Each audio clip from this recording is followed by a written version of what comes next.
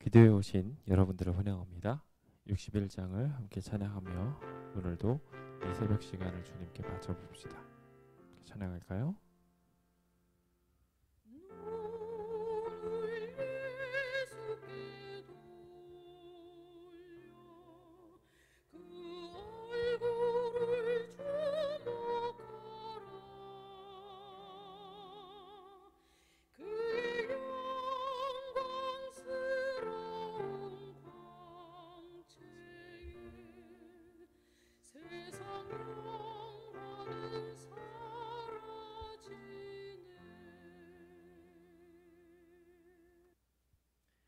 하나님, 오늘 우리를 택하여 주사 주님의 백성 삼아 주심에 감사합니다.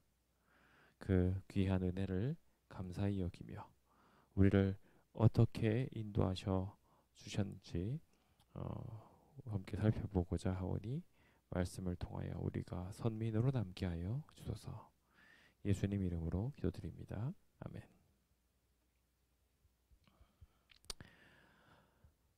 면접 시험을 볼 때 어떤 이들이 면접에 당첨이 될까요? 면접에 당첨되는 이들은 대체적으로 똑똑하고 능력이 있고 사회성이 좋고 결국 그래서 이 사업에 도움이 될 만한 사람들을 선출하게 됩니다. 그것이 가장 좋은 면접의 기본 소양 중에 하나로 생각되어지죠. 일반적인 상황에서는 그게 맞습니다. 그런데 모든 것을 하실 수 있는 만군의 하나님께 면접을 보야 한다면 어떤 덕목을 가지고 있어야 될까요? 사실 사람을 뽑는다는 것은 그 뽑는 이유가 있기 때문입니다.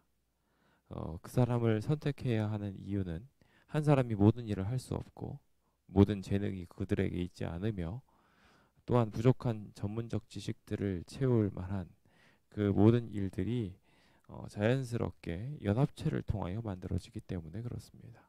그래서 선택되어지고 사람들을 뽑는 것이죠. 필요한 사람들은 그래서 그 조건들을 갖춘 사람들을 택하기 마련입니다.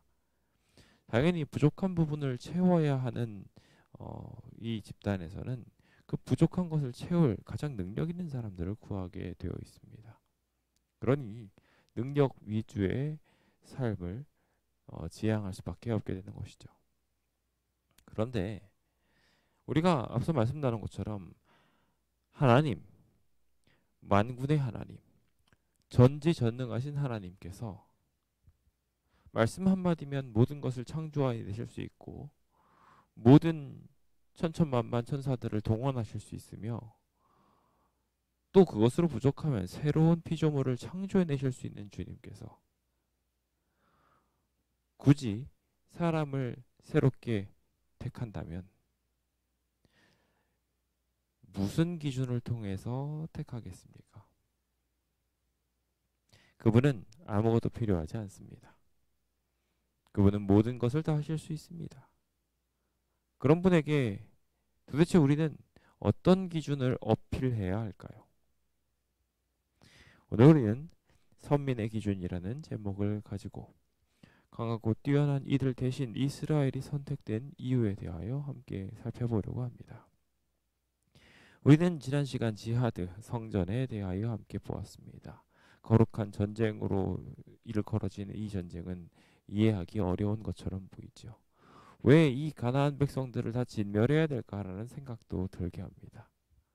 그런데 우리가 지난 시간에 살폈던 것처럼 그들이 그렇게 멸망한 데는 이유가 있었습니다. 그들은 하나님의 가장 아름다운 땅과 하나님이 가장 중요시 여기고 있는 사명의 땅을 점령해 놓고 자기 욕심에 따라 하나님 대신 우상을 섬기는 자들이었습니다. 그래서 하나님은 그들을 그대로 두실 수 없었습니다. 하나님의 채용 공고와 맞지 않았던 것입니다. 그들은 백성이 더욱 많았던, 강했던, 그리고 많은 재물들을 가졌던 이들이었습니다. 체계도 있었고 이미 오래전부터 가나안에 익숙한 이들이었습니다.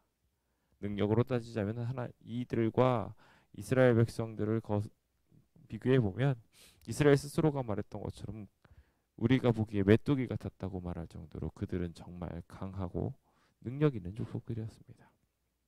그런데 하나님께서는 이들은 부족하고 심지어 이곳에 더 이상 남아있으면 안 되니 진멸해야 된다고 소개하고 있습니다. 그리고 반대로 하나님께서는 이 부족하고 연약한 이스라엘 백성들을 그곳에 두시겠다고 말하고 있습니다. 도대체 무슨 기준으로 이스라엘이 선택된 것일까요? 자, 여기 우리가 오늘 말씀을 보면서 이해할 수 있는 것들은 하나님께서는 이 백성들이 뛰어나서 능력이 있어서 많아서가 아니라는 것을 말하고 있습니다. 지상 만민 중에서 너를 자기 기업의 백성으로 택하셨던 이 이유는 너희가 수요가 많기 때문도 능력이 많기 때문도 아니라 하나님이 너희를 사랑하셨기 때문이다라고 기록하고 있습니다. 여기 사랑하셨다라는 표현은 하나님께서 이스라엘 백성들을 애굽의 압제로부터 구속시켜 자기 기업의 백성으로 삼으신 진정한 이유로서 제시되어 있습니다. 그들은 부잘것없는 존재들이었습니다. 그들은 연약했습니다. 하나님의 무조건적 사랑이 필요했습니다. 동시에 이들은 아브라함의 사랑의 관계가 이어진 족속들로 하나님의 언약을 지키시려는 신실하심의 속성과 맞아떨어져서 여기 이 백성들을 사랑하기로 하나님께서 말씀하셨기 때문에 그 언약과 맹세를 지켜서 하나님을 바라보고 있는 이 백성들을 향해 권능의 손을 베풀어 주셨던 것입니다.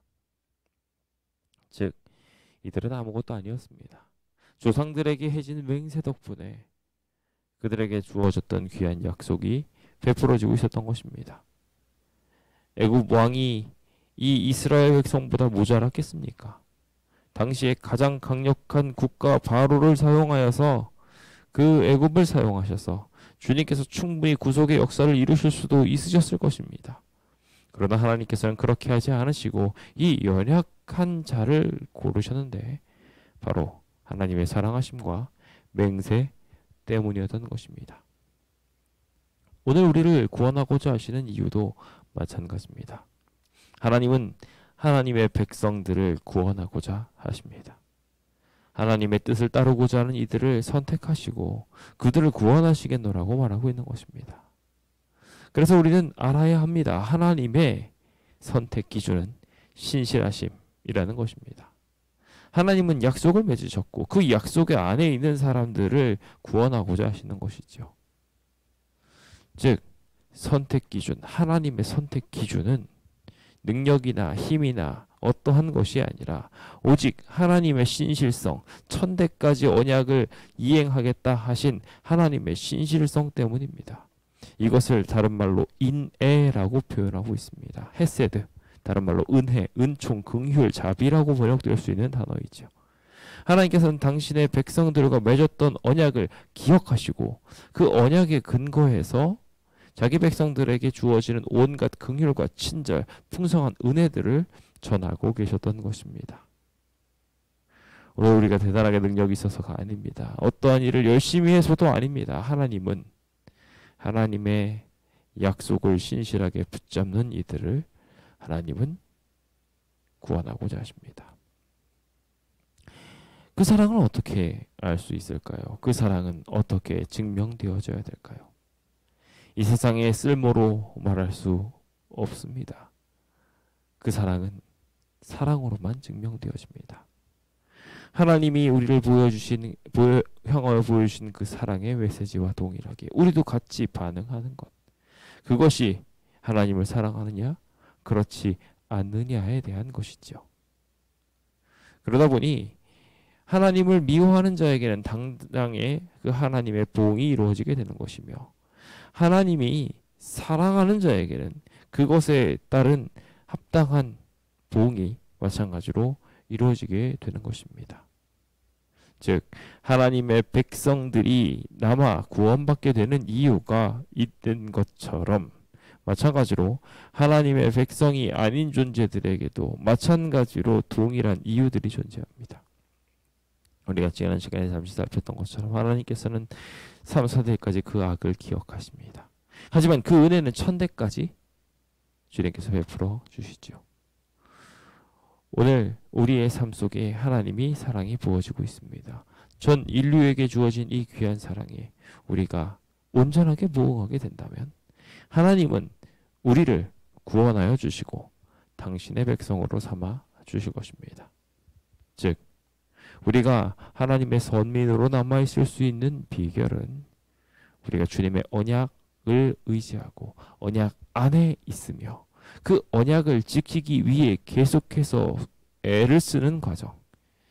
11절에서 말하고 있는 것처럼 너는 오늘 내가 내게 명하는 명령과 규례와 법도를 지켜 행하라 라고 한 이 언약 관계에 들어가 있는 것이 가장 중요한 열쇠가 되는 것입니다. 많은 사람들이 자신의 능력을 말합니다. 능력 중요하지요. 효율성 있게 많은 일들을 진행하는 데 있어서 이 세상은 그러한 능력들을 필요로 하고 있는 것처럼 보입니다. 하지만 기억해야 합니다. 하나님은 그 능력이 필요하지 않으십니다. 하나님께 돈을 가져가서 무슨 소용이 있겠습니까? 하나님께 우리의 명성을 가져가서 무슨 의미가 있겠습니까? 하나님께 우리의 인맥들을 가져가서 무슨 도움이 되겠습니까? 우리가 하나님 앞에 오로지 우리 자신을 드러낼 수 있는 유일한 방법은 내가 하나님의 언약을 기억하고 있으며 내가 그 하나님의 언약 안에 머물고 싶으며 내가 그 하나님의 언약을 지키며 살아가겠노라고 서원하며 그것을 작게나마 실천해 나가는 일들을 통해 우리는 선민이 되어지고 되어 가게 되는 것입니다. 이제 우리는 이 믿음으로 말미암는 의를 우리의 삶에 접목시켜야 할 때입니다. 우리의 삶 속에 오늘 하루 하나님께서는 너가 내 백성이냐 그렇지 않느냐에 대한 여러 가지 증명할 기회들을 주십니다.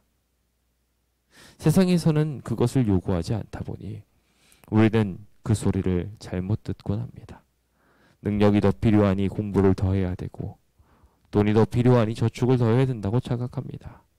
때로는 그와 같은 일들을 더 넘어서서 내 능력을 채우기 위해 다른 사람들을 속이고 강탈하기도 하며 내가 가지고 있는 소유를 늘리기 위해 모든 죄악이라도 쉽게 범해버리게 된다면 하나님의 선민 기준과는 전혀 다른 존재라 말할 수 있게 될 것입니다.